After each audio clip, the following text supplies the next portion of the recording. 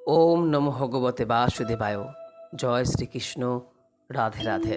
বন্ধুরা, বছরে যে 24টি একাদশী পড়ে তার মধ্যে একটি অন্যতম একাদশী হল চৈত্র মাসের পাপ মোচনী একাদশী। অনেকেই এই একাদশীকে বছরের সর্বশ্রেষ্ঠ একাদশী হিসেবে গণ্য করে থাকেন, কারণ শাস্ত্র মতে এই একাদশী পালন করলে 7 জন্মের পাপ থেকে মুক্তি পাওয়া যায়। বলা হয় এই একাদশীর দিন যদি ভগবান শ্রী বিষ্ণু তথা শ্রীকৃষ্ণের চরণে ভক্তি ও নিষ্ঠা সহকারে দুটি তুলসী পাতাও অর্পণ করা হয়, তাহলে সকল পাপ থেকেই ব্যক্তি মুক্ত হয়ে থাকেন। সেই কারণেই এই একাদশীর নাম পাপ মোচনী একাদশী। বন্ধুরা, আজ এই ভিডিওর মাধ্যমে আপনাদের সামনে ব্যক্ত করব যে এই পাপ মোচনী একাদশী এই বছর কবে এবং কখন পড়েছে, কীভাবেই বা আপনি এই একাদশী পালন করবেন। যদি কোনো কারণে আপনি এই একাদশী পালন করতে নাও পারেন, তাহলে সেক্ষেত্রে এই দিন কোন কাজটি আমাদের প্রত্যেকেরই করা প্রয়োজন, যাতে আমরা ভগবান শ্রীবিষ্ণুর কৃপা পেতে সক্ষম হতে পারি। সর্বোপরি এই পাপ মোচনী একাদশীর মাহাত্ম্য কি, এই সমস্ত কিছু বিষয় নিয়ে এই ভিডিওতে আপনাদের সামনে বিস্তারিত আলোচনা করব। আশা করি দর্শক বন্ধুরা এই ভিডিওটি আপনাকে সমৃদ্ধ করবে। নমস্কার দর্শক বন্ধুরা, অমৃত কথা এই চ্যানেলে জানাই আপনাদের সুস্বাগতম। ভারতীয় দর্শন, শাস্ত্র এবং বিভিন্ন দেবদেবীর পূজা অর্চনা পদ্ধতি এই চ্যানেলের মূল আলোচনার বিষয়বস্তু। বন্ধুরা, পঞ্জিকা অনুসারে এই বছর 1431 বঙ্গাব্দ 2025 সালে এই পাপ মোচনী একাদশী পড়েছে আগামীকাল 25শে মার্চ 11ই চৈত্র মঙ্গলবার দিন। যদিও এই পাপ মোচনী একাদশী তিথি শুরু হচ্ছে আজ সোমবার রাত্রি 12:36 থেকে এবং আগামীকাল সমগ্র দিন জুড়েই একাদশী তিথি থাকছে। একাদশী থাকছে মঙ্গলবার রাত্রি 11:47 পর্যন্ত। তাই উদয়া তিথি মেনে এই বছর এই পাপ মোচনী একাদশী পালন করা হবে আগামীকাল 11ই চৈত্র 25শে মার্চ মঙ্গলবার দিন। পাপ মোচনী একাদশীর ব্রত, উপবাস এবং যাবতীয় পালনীয় বিধি সমস্ত কিছুই আগামীকাল মঙ্গলবার দিন সম্পন্ন করা প্রয়োজন। তবে এই একাদশীর যে পালন ক্রিয়া অর্থাৎ উপবাস ভঙ্গের ক্রিয়াটি সম্পন্ন করা প্রয়োজন পরের দিন অর্থাৎ 26শে মার্চ 12ই চৈত্র বুধবার সকাল 9:43 মধ্যে। তাই যারা একাদশীর ব্রত রাখবেন তারা আগামীকাল মঙ্গলবার দিন রাখুন এবং পালন ক্রিয়া পরের দিন বুধবার সকাল 9:43 মধ্যে সম্পন্ন করুন। বন্ধুরা, আপনি যদি এই পাপ মোচনী একাদশী পালন করে থাকেন, তাহলে আগের দিন থেকেই প্রস্তুতি নেওয়া প্রয়োজন। একাদশীর আগের দিনে আপনাকে তুলসী পাতা সংগ্রহ করে নেওয়া প্রয়োজন, কারণ একাদশী শুরু হলে বা একাদশীর দিন কখনোই তুলসী পাতা চয়ন করা যায় না, অর্থাৎ তুলসী পাতা আপনি ছিঁড়তে পারবেন না। সেই কারণে একাদশীর আগের দিন তুলসী পাতা সংগ্রহ করুন। বন্ধুরা, এই পাপ মোচনী একাদশীর নিয়মে বলা হয়েছে যে সমর্থ পক্ষে দশমীতে একাহার অর্থাৎ একবার অন্ন গ্রহণ করতে পারবেন, একাদশীতে নিরাহার এবং দ্বাদশীতে একাহার। তবে অনেকেই হয়তো এই বিষয়টি করতে সক্ষম নাও হতে পারেন। সেক্ষেত্রে একাদশীতে সম্পূর্ণ অনাহার বা নিরাহার থেকেও আপনি এই একাদশী পালন করতে পারেন। এমনকি শাস্ত্রমতে একাদশীতে কেবলমাত্র পঞ্চ রবিশস্য বর্জন করে ফল মূলাদি এই সমস্ত অনুকল্প গ্রহণ করেও আপনি এই একাদশী পালন করতে সক্ষম হতে পারেন। পঞ্চ রবিশস্য বলতে আপনারা নিশ্চয়ই জানেন যে ধান জাতীয়, গম জাতীয়, যব বা ভুট্টা জাতীয়, ডাল জাতীয় এবং তৈল জাতীয় খাবার এই দিন বর্জন করতে হয়। যারা একাদশী পালন করছেন তারা একাদশীর সময়কালে বা একাদশীর দিন কখনোই শরীরে প্রসাধনী ব্যবহার করবেন না, অর্থাৎ তেল, শ্যাম্পু এই সমস্ত সামগ্রী একাদশীর দিন ব্যবহার করতে নেই। এবং কোনো প্রকার ক্ষৌরকর্ম অর্থাৎ চুল কাটা, দাড়ি, নখ ইত্যাদি কাটা একাদশীর দিন নিষিদ্ধ। বন্ধুরা, যারা একাদশী পালন করবেন তারা একাদশীর দিন ভোরে ব্রহ্ম মুহূর্তে ঘুম থেকে উঠে সবার প্রথমে স্নান করে উপবাসের ব্রতের সংকল্প নিন। তারপর শ্রী বিষ্ণুর পূজা শুরু করুন। এই দিনের পুজো ষোড়শোপচার, দশোপচার এবং পঞ্চোপচার পদ্ধতিতে পূজা করা যায়। পুজোয় ভগবান শ্রী বিষ্ণুর উদ্দেশ্যে ধূপ, প্রদীপ,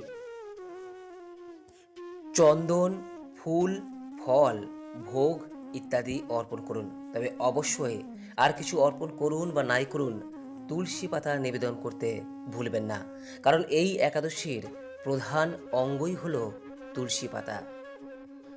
বলা হয় যে কোনো ব্যক্তি যদি এই একাদশীর দিন একাদশীর ব্রত পালন করতে নাও যদি পারেন, কেবলমাত্র সাত্ত্বিক আহার গ্রহণ করে ভগবান শ্রীবিষ্ণুর উদ্দেশ্যে দুটি তুলসী পাতা নিবেদন করতে পারেন এবং একাদশীর ব্রত কথাটি শ্রবণ করেন, তাহলেও এই একাদশীর ব্রতের পূর্ণ ফল অনেকাংশে লাভ করা যায়। তাই বন্ধুরা, এই পাপ মোচনী একাদশীর দিন আপনি একাদশীর ব্রত পালন করুন বা নাই করুন, অবশ্যই শ্রী বিষ্ণুর উদ্দেশ্যে দুটি তুলসী পাতা নিবেদন করতে ভুলবেন না। সঙ্গে অবশ্যই একটি ঘিয়ের প্রদীপ প্রজ্বলন করুন এবং এই পাপ মোচনী একাদশীর ব্রত কথাটি শ্রবণ করুন। বন্ধুরা, বলা হয় এই দিন তুলসী দেবীর উদ্দেশ্যে যদি একটি লাল বস্ত্র বা লাল চেলি নিবেদন করতে পারেন, তাহলে গৃহের শ্রীবৃদ্ধি হয়। তুলসী গাছের সামনে এই দিন ভগবান শ্রীবিষ্ণুর নাম স্মরণ করে নিজের মনের প্রার্থনা ব্যক্ত করার পর একটি হলুদ সুতো গিঁট বেঁধে যদি তুলসী গাছে বেঁধে দিতে পারেন, তাহলে ব্যক্তির সমস্ত মনস্কামনা পূরণ হয়। এই দিন শ্রীবিষ্ণুর সহস্রনাম, শ্রীকৃষ্ণের অষ্টোত্তর শতনাম, শ্রীমদ্ ভাগবত গীতা পাঠ এগুলির মধ্য থেকে কোনো একটি যদি করতে পারেন, তাহলে সেক্ষেত্রে গৃহে সর্বদা কল্যাণ হয়। এই দিন একটি বারের জন্য হলেও নারায়ণের প্রণাম মন্ত্রটি মুখে উচ্চারণ করতে হয়। আর এই মন্ত্রটি হল ওম নমো ব্রাহ্মণ্য দেবায় গো ব্রাহ্মণ্য হিতায় চ জগদ্ধিতায় কৃষ্ণায় গোবিন্দায় নমো নমঃ।